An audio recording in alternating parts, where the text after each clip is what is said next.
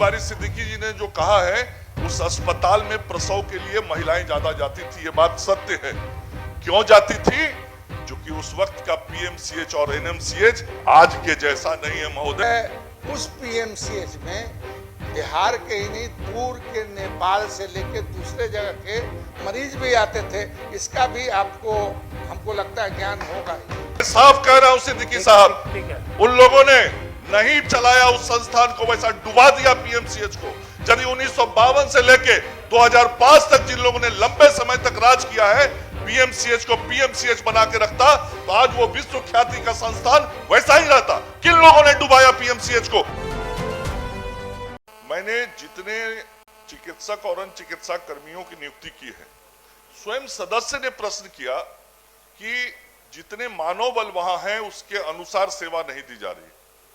मैं भी मान रहा हूं कि जितना मानव बल का अभी हमने नियुक्ति किया है, वहां पदस्थापना किया है, उसके अनुसार सेवा नहीं दी जा रही। तो माननीय सदस्य क्या चाहते हैं कि हम और अतिरिक्त मानव बल वहां जाके रख दें? हम किसी दूसरे अस्पताल में सेवा नहीं दिलवा के ऐसे अस्पताल में रखवा दे जहां पर मरीज ही नहीं आ रहे? यदि आपकी ऐसी इच्छा है तो बता दीजिए। दूसरा महोदय, मैं राजनीतिक विषयों की ओर नहीं जाना चाहता था, लेकिन वरिष्ठ नेता हैं, विषय को छेड़ देते हैं। 15 वर्ष पूर्व की भी स्थिति मुझे मालूम है, मैं भी बहुत बचपन से पट्टा रहा हूं। मैं बताना चाहता हूं कि 15 साल पहले, नहीं 15 साल 20 साल पहले, यह बात सही है, अब्दुल बारी सिद्दीकी जी ने जो कहा है, उस अस्पताल में प्रसव के लिए महिलाएं ज्यादा जाती थी, ये बात सत्य है। क्यों जाती थी? क्योंकि उस वक्त का पीएमसीएच और एनएमसीएच आज के जैसा नहीं है महोदय, ये ध्यान में मैं लाना चाहता हूं। यदि उस वक्त आपने पीएमसीएच एनएमसीएच वैसा बनाया होता तो उन अस्पतालों में मरीज जाते। आज पीएमसीएच एनएमसीएच 20 साल पुराना वाला नहीं है।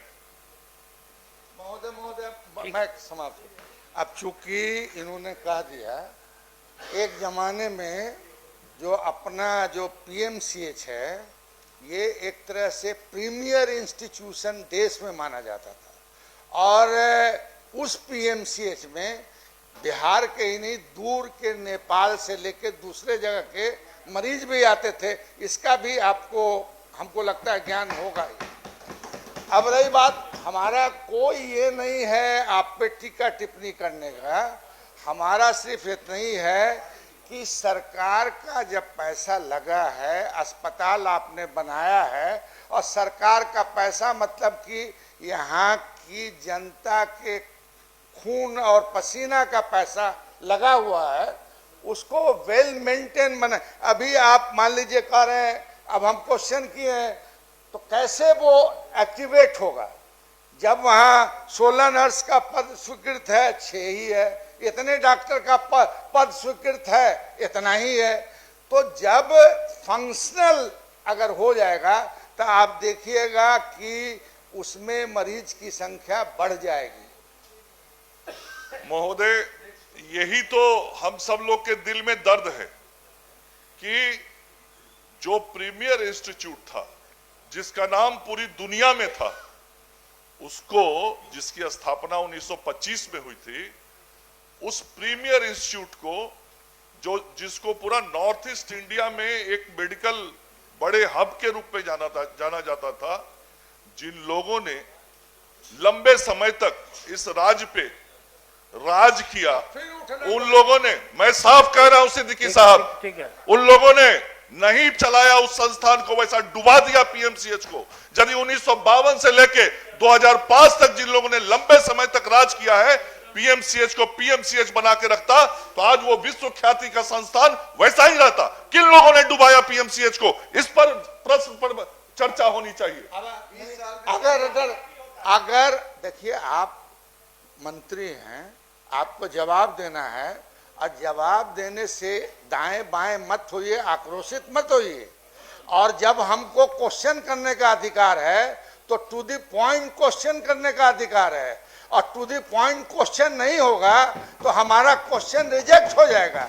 उसी तरह टू द पॉइंट जो हम पूछते हैं उसका जवाब आपको देना है। इन्होंने ही प्रीमियर इंस्टीट्यूट की बात की, मैंने नहीं किया।